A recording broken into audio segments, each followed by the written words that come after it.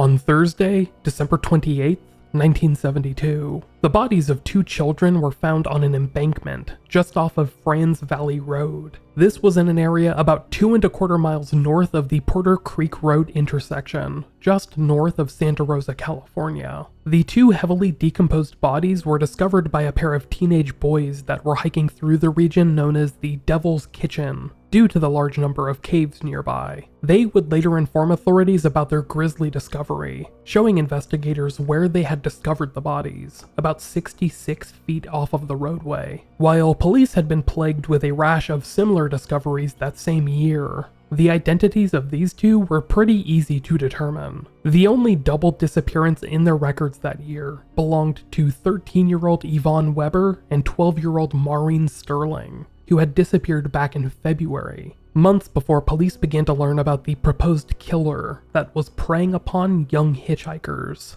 In the time since the 2 girls' disappearance, police had not done much to search for them, instead labeling them runaways based on rumors that they had last been seen hitchhiking. But now, investigators believed that they had discovered their bodies 10 months later, 10 miles away from where they had last been seen. Dental records would later confirm that the skeletonized remains were theirs. This discovery, made in the waning days of 1972, seemed to share a lot of similarities to the other discoveries made throughout that year. The bodies of the 2 girls were found completely nude, with no trace of any clothing nearby, nor any of the belongings that the 2 had with them at the time. The only relevant items that police would find near this location were a few pieces of jewelry, recovered from the top of the road, overlooking the embankment where the bodies had remained hidden for months. These items of jewelry were a single earring, which was missing its mate, some orange beads, and a 14-karat gold necklace with a crucifix at the end. While police were initially unable to identify the belongings, Maureen's mother, Arlene, would later confirm that the necklace and the earring had belonged to her daughter, who had been wearing both at the time of her disappearance, as well as the missing earring, which police would never find. Because of the time that had passed since the girl's disappearance, authorities would be unable to determine a cause of death, let alone an unofficial date of death, instead surmising that the girls had been murdered shortly after they went missing. Even then, pathologists would struggle to determine if they had been murdered at all, simply because of the decomposed state of the remains. Simple assumptions, like the victim's sex or whether or not they were related, were nigh but impossible to make. Despite this though, Sonoma County District Attorney John Hawks would pledge, although there is no direct evidence of homicide, it will be handled as if it were a homicide case.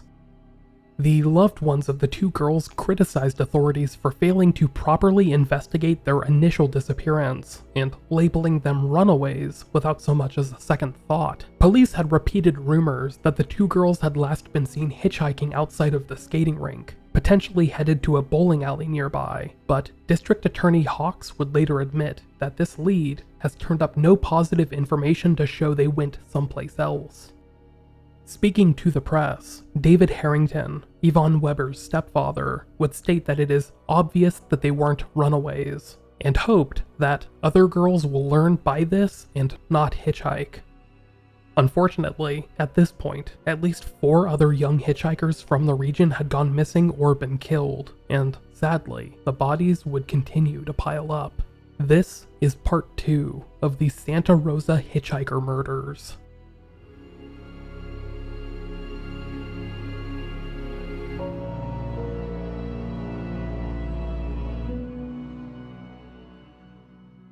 It would begin to become apparent to authorities that, even outside of the murders plaguing the region surrounding Santa Rosa, there was a significant rise in violence being perpetrated against female hitchhikers throughout Sonoma County. Most of this was sexual violence, and was by no means limited to the victims named in this series. A January 1973 article from the Santa Rosa's Press-Democrat would detail how sexual assaults of female hitchhikers were becoming increasingly prevalent, to the tune of approximately 1 a week. But this was probably just a small fraction of the overall number, due to a large number of unreported rapes that police were not even made aware of. Several assault survivors would later report their trauma after learning about the murdered women from the region, having ignored the problem for weeks or months. because of the social stigma placed on survivors of rape or sexual assault, believing that many on the outside of the situation would think that they had somehow had it coming, an unfortunate stigma that clings to sexual assault survivors to this day. For investigators, this meant that the reports of creeps and perverts in the region, those that had preyed upon young women for their own carnal desires,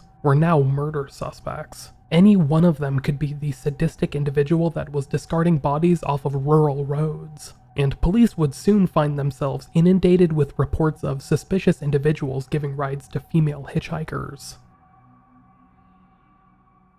Another debate that police were having at the time was whether or not these crimes were the work of a single individual. At a press conference held in January of 1973, Sonoma County Sheriff Don Stripeke would state that the circumstances surrounding the 4 linked cases so far, those in which the victims' bodies had been recovered, Yvonne Weber, Maureen Sterling, Kim Allen, and Lori Cursa, indicated that they had indeed been linked. In all 4 cases, their nude bodies had been dumped on embankments off of rural, narrow roads outside of Santa Rosa, which, if you had drawn a line between these dump sites, basically created a straight line through the county. All had last been seen hitchhiking, and all had been missing their clothing and personal belongings, with the crime scenes being unusually bereft of physical evidence. While their causes of death varied, it was theorized that this might have been a conscious choice by the killer to obscure his involvement. Sheriff Stripeke would also announce that he believed the April 1972 disappearance of Jeanette Kamahele to be linked to the same spree. But until authorities found her or her body, it would be impossible to make that determination. A small but vocal faction of law enforcement officers in the region believed that these crimes might have been unrelated, with their deaths being the work of varying killers who shared similar MOs. Because of the lack of any physical evidence, it was hard to determine whether or not the victims were linked in any tangible way. Because of the breadth of this ongoing investigation, the Sonoma County Sheriff's Office would task more than a half-dozen investigators to spearhead this case, who would soon begin corresponding with authorities from outside counties and states. This included nearby Mendocino County, which was investigating the death of 18-year-old Barbara Stroud from Willits, a small town about 90 miles northwest of Santa Rosa. Stroud had been run off of the road and brutally raped and murdered by what appeared to be a group of young men, and was later found in similar conditions as the Santa Rosa hitchhiking victims. This is a story that I'll talk about more in an upcoming episode, but as of this episode's recording, is not believed to be linked. This was just one of many leads that investigators would explore throughout 1973, including a series of possibly related murders from that year, which took place outside of the local area, expanding to regions as far away as San Francisco and beyond. But that's something I'll explore more in the next episode, part 3.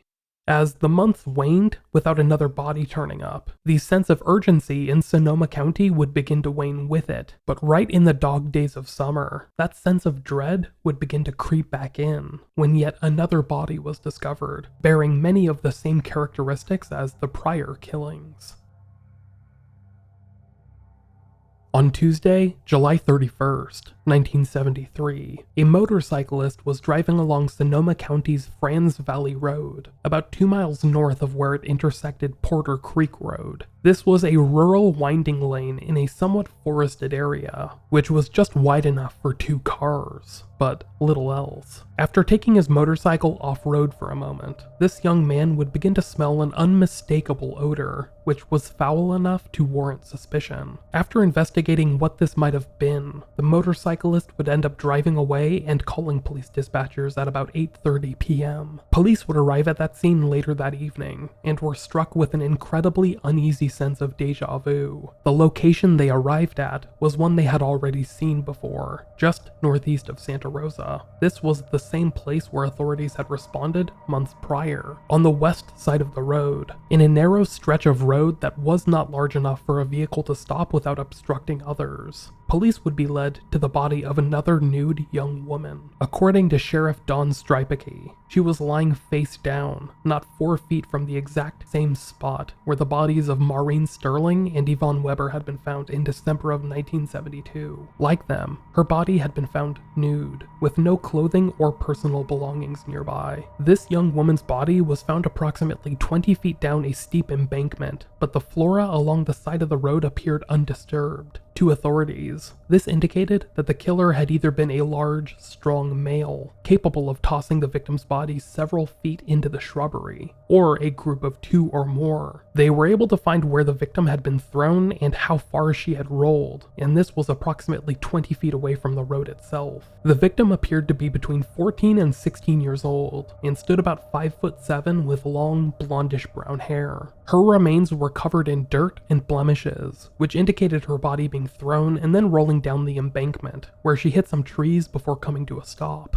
Police theorized that she was likely one of the young women missing from the region, a teenage runaway or hitchhiker, and were already making connections to the prior crimes. Strangely, the body of this young woman was found approximately 3 feet away from where the bodies of Maureen Sterling and Yvonne Weber had been found roughly 8 months prior, and Sheriff Stripeke would tell the press that the killer was playing games with them, toying with them by abandoning these remains in the same place, stating, "It looks like we've got a guy here who likes young girls." The young woman's body would be sent off for an examination and autopsy to determine her identity and potential cause of death. An initial examination would reveal that the murdered woman had been in that location for anywhere between 72 hours and 1 week, although a cause of death wasn't readily evident. A more detailed examination would expand that time frame somewhat, amending it to anywhere between 10 and 14 days. It was unknown if the victim had been sexually assaulted before her death, but pathologists would discover a strange wound in her right ear, which appeared to be a small hole, similar to an ear piercing, but did not seem to have been done correctly. It was unknown if this had been performed by the killer or someone else, possibly made before the victim was tossed by her killer, but since she did not have a similar hole in her left ear, this was noted as an aberration. Authorities would later state that this hole was made in the decomposition process, but would choose to release close to no additional information about it. Frustratingly, attempts to determine this victim's cause of death would be unsuccessful for the time being. Pathologists were unable to find any physical injuries in the victim, including signs of strangulation or trauma, so they would have to hold out on determining how she had died until testing of her blood and tissue samples was performed. In the meantime, they would focus on finding out the victim's name, which would aid investigators by giving them a timeline to work within. Unfortunately, the young woman's facial features were too deteriorated to make a successful identification, due to the decomposition that had already set in. Fingerprints seemed like a similarly hopeless avenue for the same reason. Authorities hoped that dental records could ultimately give this young woman her name back, due to the unique crossbite positioning of her bottom right molar, but would struggle to identify her for a couple of weeks. The details released by police to the press would eventually encourage a young woman nearby to reach out to them, fearing that the description of this victim matched her younger sister, who had been missing for several months. In the hopes of finding out what had happened to her, this young woman would forward her sister's dental charts to investigators, which were, sadly, a match. Carolyn Nadine Davis was born on December 3rd, 1957, and would end up spending most of her life in Northern California. Unfortunately, not much about Carolyn's early life is known, although we do know that she was attending Anderson High School in Shasta County up until February of 1973. At around 7 a.m. on February 6th, 15-year-old Carolyn would leave her parents' home, never to return. She was last seen by her parents wearing a dark brown jacket with a fur collar and blue jeans, and was supposed to be heading to school, but appears to have intentionally run away. A missing persons report would be filed later that day, at around 8 p.m., and Carolyn's parents feared that she might have been heading south towards San Diego. Sadly, as you're aware by now, runaways were not considered a high priority for law enforcement at the time. Oftentimes, missing persons reports would be filed, but police would not do much to help find them. instead insisting upon a laissez-faire policy of policing, which merely hoped that the kids would return home eventually. However, this isn't where Carolyn's trail would go cold. Over the next few months, she would reportedly travel throughout the western United States, rumored to have hitchhiked as far away as New Mexico and Illinois. Weeks after running away, in fact, she had mailed a letter to her parents from Soledad, California, confirming that she had run away from home of her own accord and wasn't planning to return home. While searching for details of Carolyn's travels, investigators were able to learn that she had been alive as recently as July 15th, just 2 weeks before her body was found outside of Santa Rosa. Earlier in July, she had stopped by to visit with her grandmother in Garberville, more than 100 miles west of her family's home in Anderson, and about 150 miles northwest of Santa Rosa. At this point, she had been hitchhiking for several months, and seemed to just want a place to hang out for a bit with a familiar face, which her grandmother allowed her to do. Carolyn would stay with her grandmother for approximately 2 weeks, before the teenager decided to head out again on her travels. Her grandmother would last see her at around 1 p.m. on July 15th, after dropping her off at the nearby Garberville post office. She would last be seen heading to the nearby Highway 101 on-ramp, where she was supposedly planning to hitch a ride south towards Modesto, where she planned to visit with some friends.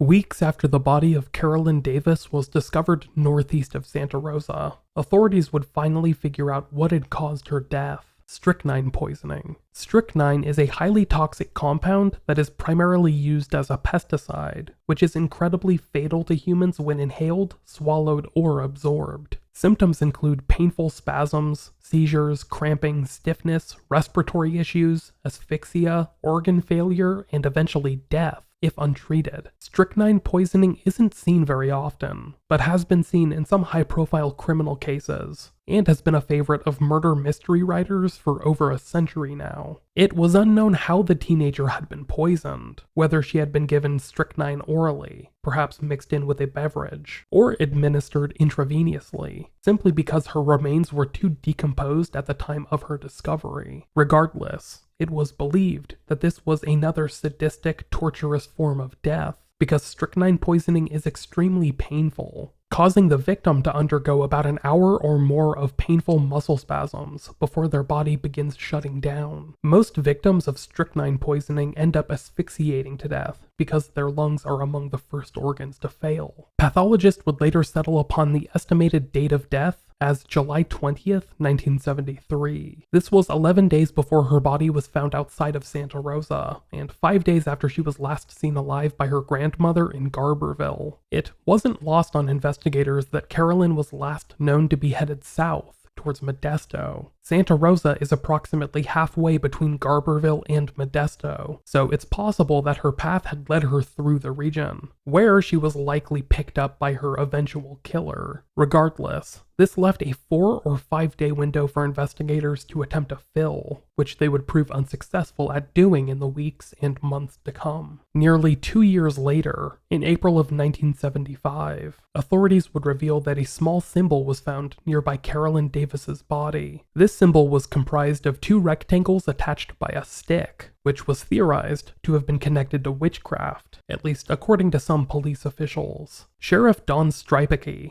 who spoke to the press about this discovery, claimed that this was a symbol meant to speed the deceased to the afterlife, which was apparently just one of several items related to medieval English witchcraft found near the bodies. He would never clarify what other symbols had been found nearby bodies, or which victims this might have been, but would publicly spitball about possible connections to the Zodiac Killer, something I'll discuss more in depth later in the series. Investigators would continue to assert publicly that Carolyn Davis's death was related to the other murdered and missing hitchhikers from the region, despite her cause of death, strychnine poisoning, being such an outlier from the others. Sonoma County Undersheriff Robert Hayes would later state when speaking to the Los Angeles Times, "There is a common denominator, it seems. They were all fairly young, probably all hitchhiking. They weren't shot or stabbed. They were all nude, and drugs were found in at least 4 of them. Because 3 of the girls were dumped on the exact same spot, we would tend to think the same person or persons were involved in at least 3 of the cases.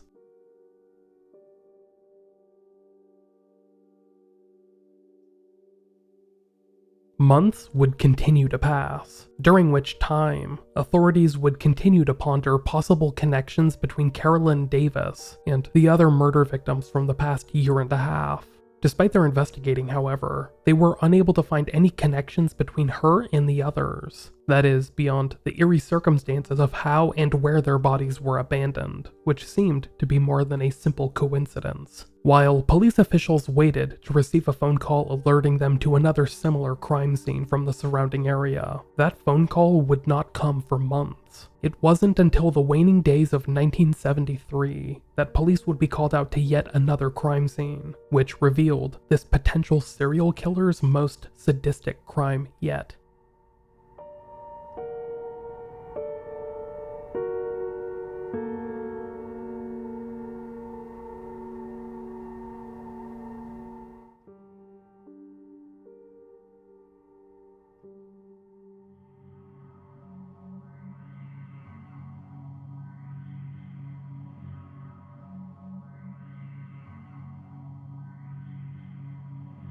On Friday, December 28th, 1973, another body was discovered in rural Sonoma County. This time, the body was found north of Santa Rosa, in the Mark West Creek, where a couple of youngsters had spent the afternoon kayaking. Police arrived at the scene later that day, which was not too far away from the intersection of Mark West Springs Road and Micheal Way. There, they found the nude body of another young woman, which was half submerged in the water underneath a log. Getting the body out of the water would prove to be an issue in its own right, but the circumstances of the crime scene were already troubling enough. At the scene, police learned that the victim had been hogtied before her death, with a thin piece of clothesline rope binding her arms and legs to her torso. However, outside of just being bound, authorities found that the woman's killer had devised a torturous method for binding her that caused her to suffer in agony before her death. While the woman had been bound at her wrist and ankles, her thumbs had been tied together incredibly tightly, causing them to become purple and swollen before her murder due to a lack of circulation. This would have been incredibly painful, causing the woman to lose the function of her hands, but seemed to pale in comparison to what came next. A small noose had been fashioned from nylon rope,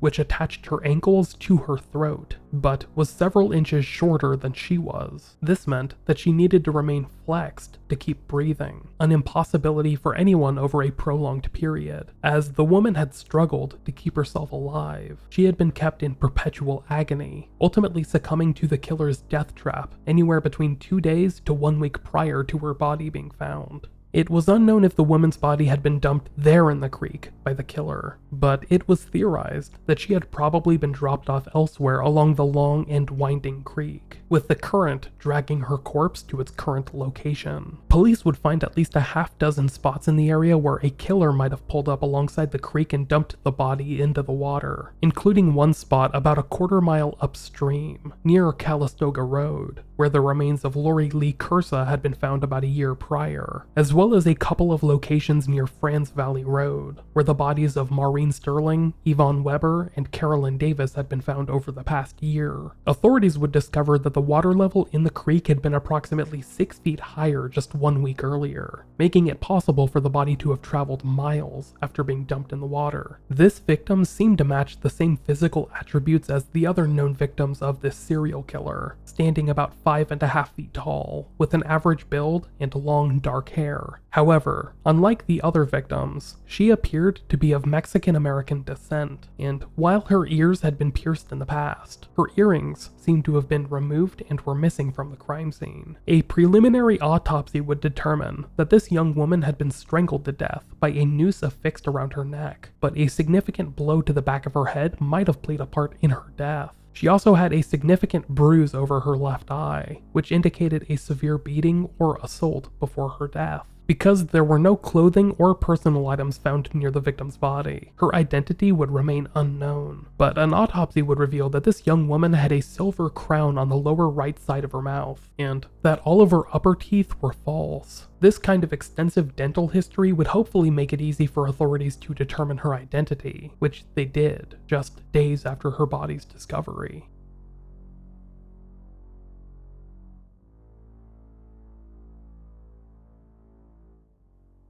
Teresa Diane Smith Walsh, more commonly known as Terry, was 23 years old at the time of her disappearance in December of 1973. A native of Miranda, California, Teresa grew up in Humboldt County, about 10 miles north of Garberville and hours north of Santa Rosa. Her mother, Goldie, would live in Garberville itself, and while not much is known about Teresa's early life, we do know that she married young and had a 2-year-old son at the time of her disappearance. According to some newspaper reports from the time, Teresa had decided to leave her husband earlier that year to travel a bit and find herself, you could say. She had then spent a few months traveling throughout California, hitchhiking along the way. Teresa was last seen on December 22nd at Zuma Beach, near Malibu, all the way down in Southern California, almost 500 miles away from where her body was later found. She had been staying with some friends down there, who later told police that she had mentioned hitchhiking up north to spend Christmas with her family in Garberville. Like Carolyn Davis months prior, this proposed path would have taken her directly through Santa Rosa, and it's believed that she might have attempted to find a ride north while in Sonoma County. Unfortunately, Teresa would never arrive to see her family that Christmas, and was reported missing by her mother, Goldie, on December 31st, 1973, 3 days after her body had been found near Santa Rosa, missing all of her clothing and belongings. This is what led to her being put on a list of potential matches, and ultimately to her being identified days later.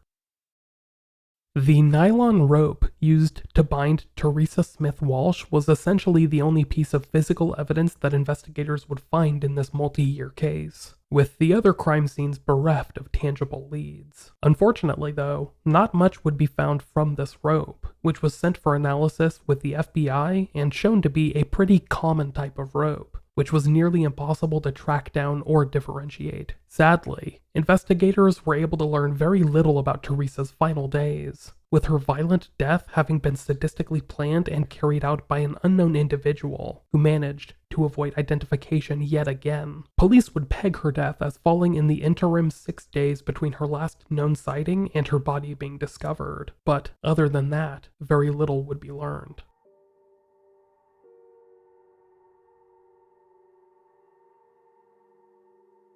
At this point, after the death of Teresa Smith Walsh in the waning days of 1973, authorities were certain that they were dealing with a serial offender, someone that targeted a particular type of young woman, and seemed to enjoy watching them die in prolonged, painful ways, each different from the last. To recap, we have the deaths of Maureen Sterling and Yvonne Weber, who disappeared from Santa Rosa in February of 1972. Their bodies would be found miles away in December of that year, with their remains too decomposed to determine a cause of death. Then we have Kim Wendy Allen, whose body was found outside of Santa Rosa in March of 1972, less than 24 hours after she had last been seen in San Rafael. She had been asphyxiated with a rope for about half an hour, in a death that was described as torturous, and had been sexually assaulted before her death. Then there's Jeanette Kamahele, who disappeared from Kotati in April of 1972 while attempting to hitchhike to class in Santa Rosa. While her body was never found, authorities believed her case was linked to the others. Then there is Lori Lee Cursa, who ran away from home in November of 1972, but would be spotted throughout the rest of the month. Her frozen remains were found weeks later,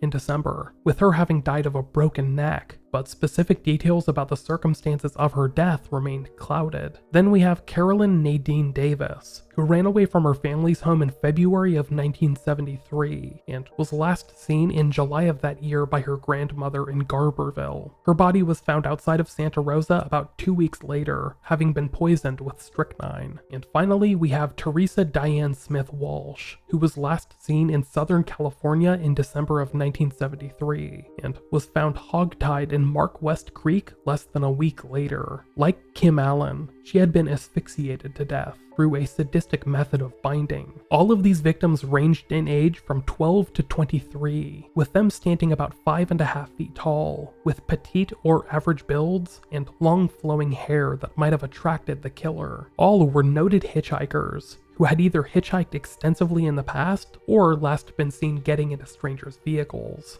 4 of the girls, Teresa Smith Walsh, Jeanette Kamahele, Carolyn Davis, and Kim Allen, had last been seen hitching on Highway 101. Those whose bodies had been found, which was all minus Jeanette Kamahele, had been found in rural areas outside of Santa Rosa. There, their nude remains had been abandoned off of winding roads, typically being dumped down steep embankments, where they would go undiscovered for days, weeks, or even months. This led many to theorize that Jeanette Kamahele had likely suffered a similarly unusual death, but her body had just not been found yet, and never would be. As I've mentioned, the cause of death seemed to be different for each victim, with the causes spanning between strangulation, choking with a cord or rope, poisoning, and a broken neck, as well as a couple of cases where no cause of death could be determined. It was believed that this might have been intentional by the killer, who attempted to obscure what crimes he had committed by leaving no forensic calling card, so to speak. Except for a few small items left in areas outside of the crime scene, none of the victims' clothing or personal belongings would ever be found. This included earrings and other pieces of jewelry, which seemed to have been intentionally removed by the killer before the dumping of their bodies. While police had been unable to catch or even identify the killers of these young women, it was believed that they had likely gone on to kill others in the region. It was still unknown if this was a single individual or a group, but it was believed that they had likely gone on to target other female hitchhikers in the surrounding area, those whose death would not be linked to this case because of the lack of a aforementioned calling card. Speaking to the San Francisco Examiner years later, Dave Struve, from the Criminal Identification Branch of the Justice Department, stated, "Based on the method of operation used, the way the bodies were found, I think it is probably one guy and no more than 2. My feeling is that it is one man. It's been going on so long, with no word getting out." Speaking to San Rafael's Independent Journal in 1977, Sonoma County Sergeant Erwin Karlstedt would state, "There are plenty of places here to hide a body, and I've no doubt there are some around we haven't found." In the same interview, Karlstedt would publicly theorize about this singular individual. "Our theory is that he considers the dead girls a conquest, and keeps their clothing and possessions as a fetish. Or else, why not leave it where he dumped them, since he made no other attempts to prevent their being identified?" In 1975, more than a year after the discovery of Teresa Smith Walsh's body, officials in the Sonoma County Sheriff's Office would reach out to Dr. Edward E. Shev, a psychiatrist from San Francisco, to create a psychological profile of this proposed serial killer, operating under the belief that one killer was behind all 7 murders, which included the still missing Jeanette Kamahele. Dr. Shev theorized the killer was a male in his early 30s, who had a history of mental illness and likely lived as a loner. Having tortured animals as a child, this man came from a background with a dominant mother and a passive father, with feelings of hatred and total revenge towards his mother. This gets displaced upon his victims in terms of degradation. It was believed that this killer had chosen to kill his victims for the necessary gratification that it brought him. He considered his victims garbage to be dumped along the side of the road and not even receive a proper burial, doing so because he expected them eventually to be found in order for the game of cat and mouse with police to continue. Dr. Shev theorized that this individual likely had some outlandish religious beliefs, potentially considering himself a messianic figure, a Charles Manson type, who believed he can resolve and cleanse the world of these fallen women. Despite this, however, the killer was otherwise intellectually quite cunning and probably selects his victims by picking up girls and questioning them and talking to them before he decides to act. He selects his victims quite carefully, after first interviewing them when he picks them up. Dr. Shev's profile stated that this individual likely kept mementos from his victims for the purposes of worship, or as Dr. Shev otherwise put it, for notches on his gun, and stated that when it came to the bizarre circumstances of the victims' deaths, these symbolic signs that were left behind would make one feel that he is challenging you to capture him.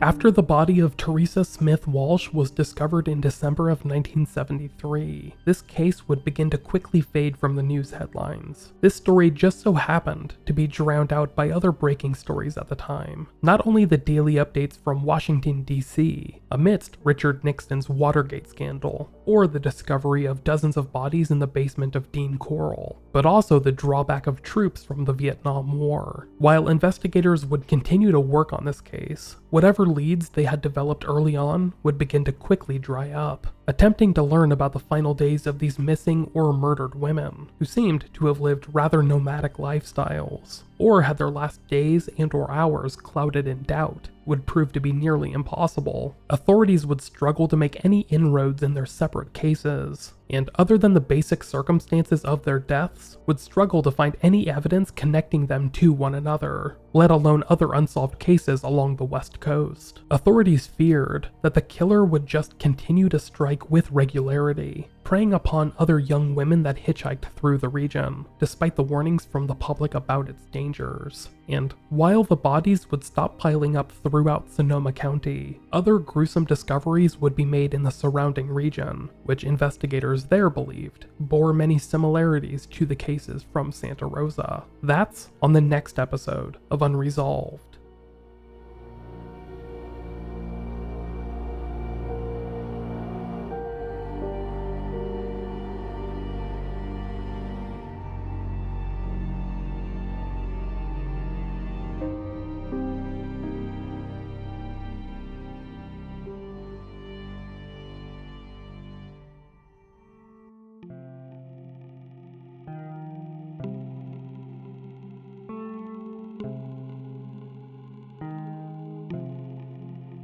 Thank you for listening to this episode of Unresolved. I have been your host, Micheal Whelan. This episode of the show was researched, written, and produced by myself, and the music throughout this episode was put together by yours truly through Amber Music. The song you're hearing right now, however, the Unresolved theme song, was written and composed by Ailsa Traves. For a full list of sources and references, please head to the podcast website at unresolved.me to learn more. Now, I would like to take a moment to thank the producers of this podcast, who support this show each month through Patreon. These amazing people are Roberta Jansen, Ben Crocum, Gabriella Bromley, Peggy Bellarda, Quill Carter, Laura Hannon, Travis Sepko, Damian Moore, Brittany Norris, Amy Hampton, Stephen Wilson, Scott Meesey, Marie Vengland, Kevin McCracken, Scott Patzold, Brian Hall, Astrid Nair, Aimee McGregor, Sydney Scotton, Sarah Moscaratolo, Sue Kirk, Joe Wong, Thomas Ahern, Marion Welsh, Patrick Loxo, Meadow Landry, Tatum Bautista, Tunya Elzinga, Michelle Watson, Ryan Green, Stephanie Joyner, Dawn Keller, Jacinta B., Alyssa Hampton Dutro, Sharon Minetta, Ruth Durbin, Cherish Brady, and Jennifer Henshaw. Thank you all so much, and thank you to everyone for listening. Barring any unforeseen updates, this will be the final episode of Unresolved for 2020, and honestly, I'm so happy to say that. This year has been an absolute shit show for so many people, not just because of COVID, but because of so many other issues plaguing our planet and society, some of which I've touched on over the past couple of months. For that reason, I sincerely hope that you all have an absolutely killer holiday, and a wonderful start to next year. I'll talk to you then, as I begin to move past the basic facts from this story into some theories and other cases that might be related. Until then, I hope you all stay safe, stay healthy, and do your best to stay merry. I'll talk to you later.